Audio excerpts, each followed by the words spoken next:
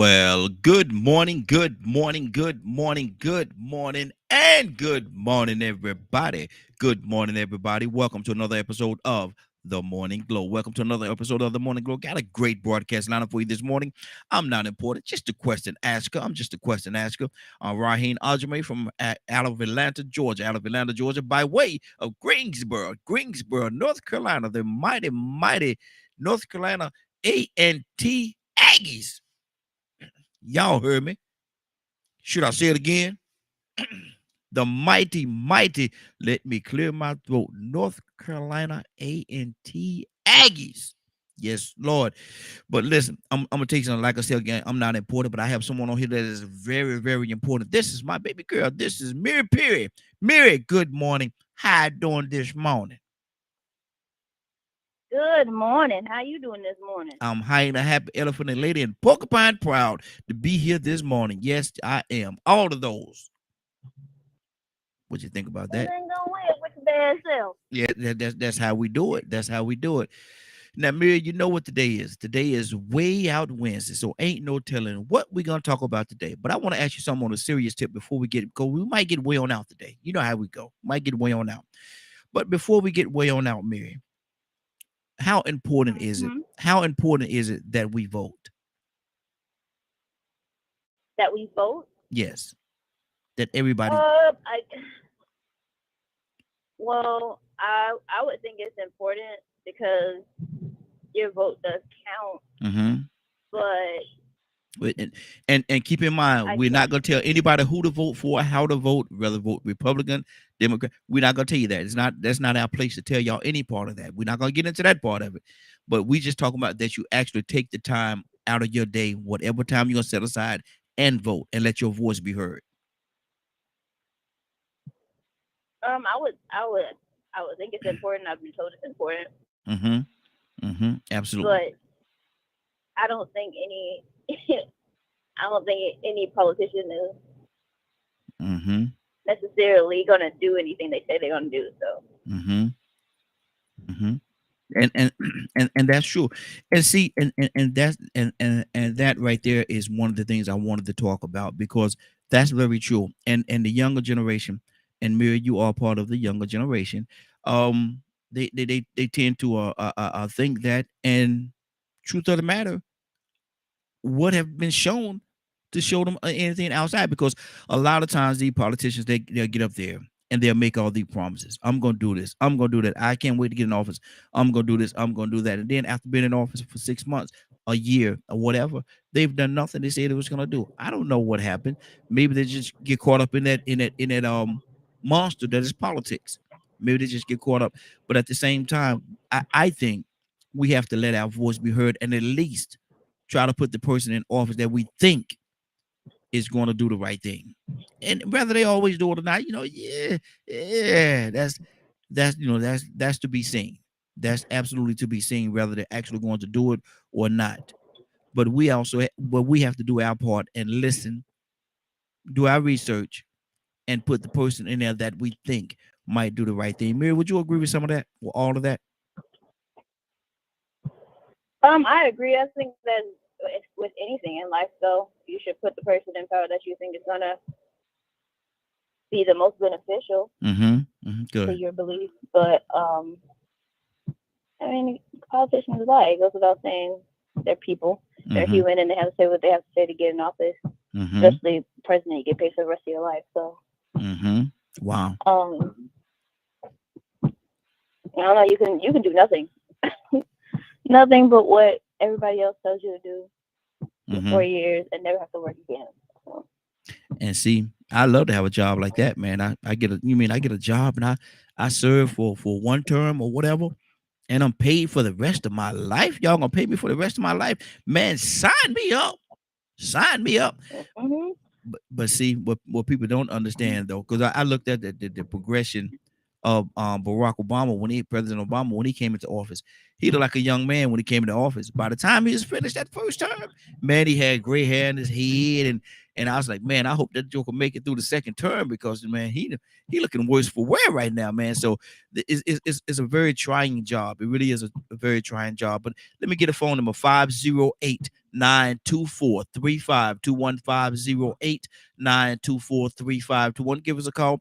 We're talking about voting this morning and how important it is. Or do you even think that in this day and time it's important to cast your vote and let your voice be heard? Does it even matter? Because some people, like I said, in Miriam's generation, she's younger, almost half my age, really, a little bit more than half my age. But anyway, but they don't think that is very important because, not saying that they don't think it's important, because she didn't say it wasn't important. She said that it was important, but that when people get into office, they're not going to do what they say they're going to do. So that question on the table, how important is it? And we got quite a few listeners out there. Give us a call. Give us a couple of seconds of your day. Give us a call and tell us, what do you think about this voting process? Is it important? Would it make a difference? Would it make that change? Would it make any change at all? Mary, talk to me. I have mixed feelings about it. Mm-hmm. I think it's only as good as, multiple people having the same beliefs as you Mm-hmm. to make anything happen personally, because it's like, cool, you may have whatever belief you have, but if you're the only one voting for it, it means nothing. So, Mm-hmm. Mm-hmm. and odds are you won't be the only person voting for any politician. That's not how anything goes. But I don't know. Mm-hmm. I can't act like I didn't vote last election because I didn't like anybody that was running. I didn't agree with any of the full beliefs of either one, so I didn't. But Cash or Dini, I didn't pick my poison because either way I was gonna lose anyway. So, and I don't subscribe to any parties. I don't believe in that because it doesn't make sense. Like, there's things I agree with the Republican Party, there's things I agree with the Democratic Party, and there's things I agree with. I think it's like liberal, the other one. I don't even know. But there's certain things that each of them have that I agree with, and there's a lot of things from each of them that I don't agree with. So I don't. I mean, if I had to say one, then I would, of course, have to choose. But I really don't have a party because I just don't subscribe to I don't subscribe to that. I feel like you say a lot when you say, like, oh, I'm a Democrat. Why? Yeah. Like a lot of young people believe that they're Democrats because they believe in democracy. Okay, that's not. It is a democracy. We are a democracy. The party, that's not what that party means. You understand there's beliefs of every single one of them, and you're saying that you agree with these beliefs, but you don't even know what they are. So I think with politics, it gets real tricky because you have to know exactly what you're saying when you agree to either a politician or a party or whatever. I just think it gets real sticky, and I don't get involved with it because I truly don't care, because I truly I can't do anything about it. And I know that I can't do anything about it. I'm not going to act like I can. Exactly. So I don't subscribe to anything. But if I agree with one of them that's running this term, sure, I'll vote. I'll have to do an absentee ballot, but I'll do it. But as of now, I don't agree with anybody right now. Exactly. Okay. That's good. That's good. We have another call. Caller, what's your name? Where you calling from? My name is Quasi Hudson. How you doing, sir? Hey, Quasi, how you doing, sir? I'm good, my man. How you doing this morning? Hey, doing good, brother. Doing good. We're talking about the importance of voting and why is it important to vote? Should you even take the time to vote? Because like I was talking to my daughter, and her generation, the younger generation, though they're going to vote and they do vote, they say they don't think it's going to really make a difference because a person's going to get in the office and do what they want to do anyway, going against all the promises that they made. So, Quasi, let me ask you this question, man. What do you think? Is it important that people take their time to vote and let their voices be heard? What do you say to that? Yes, sir. Thank you for having me this morning, sir. And first, I want to say, yes, sir. It's very important for you to get your voice heard through that vote. And my reason is why. This is my reason why. I'm gonna try to be brief, bro. I know I'm trying to be brief. Yes, sir. The reason why is that's the way. In all honesty, this is how I look at it. That's the way that you pull that arc of justice towards you. You know what I'm saying? That justice that we always looking for, the justice that we demand from America, the justice that we expect from America. You know what I'm saying? One way about us getting that is through voting. You know, and whoever you deem is gonna pull that arc of justice your way, that's your means of voting, and that's just not president, senator, that's DA, that's judges in your county, your city, that's city council officials, county commissioners, uh, secretary of states. That's very important now with all these election problems we say we having that we're not really having. So the key, the arc of justice, or the justice that our ancestors, our forefathers fought for us to be able to attain. Because trust me, they not just gonna give it to us. You know, and a whole lot of people, and I believe in my culture, think that just because it's on paper that they supposed to give us justice, or they expect for them to give us justice. And I'm past that point. You know, every day we gotta demand what's us for us. And one way we can do is making sure we putting people in office who gonna fight for us. You know, so that vote is very important. And number two, you just can't vote. You gotta follow your vote. We have a problem holding people accountable for doing what they're supposed to be doing. We don't attend city council meetings like that. We don't attend county commissioner meetings. We don't email the people who are in office and tell them what our issues are. You know, we blast and talk about it on Facebook, but you can send an email, you can call, you can go see them.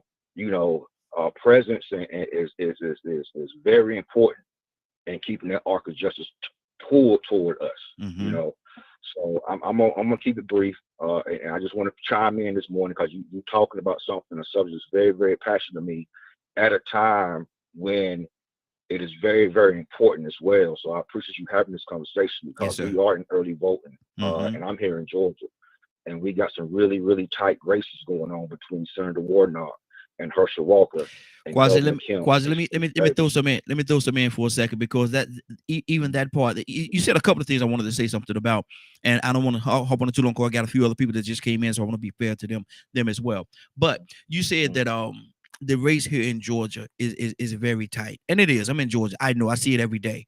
But how could that be possible when you have one person that is a stand-up, and this is just me, this is my personal thing, that appear to be a stand-up type individual, and then you have another person that's running against him, that all these women are coming out with all the accusations. He's supposed to be against abortion, and another woman just came out that said that, you know, he paid for an abortion for her, and he got on national television. I don't know the lady.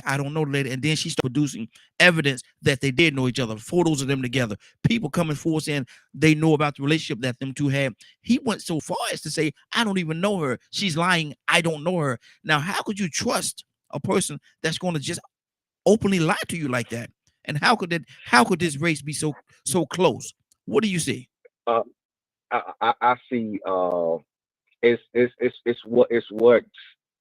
It's what our world has come to, and what our world's been for a long time. The quest of power, you know, because what Herschel Walker represents, and who he represents, and what his vote in the Senate represents, is far, far greater a need for the Republican Party to do the things they want to do as far as a national ban on abortion, cut taxes for the rich, blase, things of that nature. What they do, you know, that's not for the working people, not for African Americans. You know, that's just my opinion. You know, I ain't trying to. That vote is so important to them. For, let me say this: his vote in the Senate is so important that they don't give up. They don't care about all that other stuff.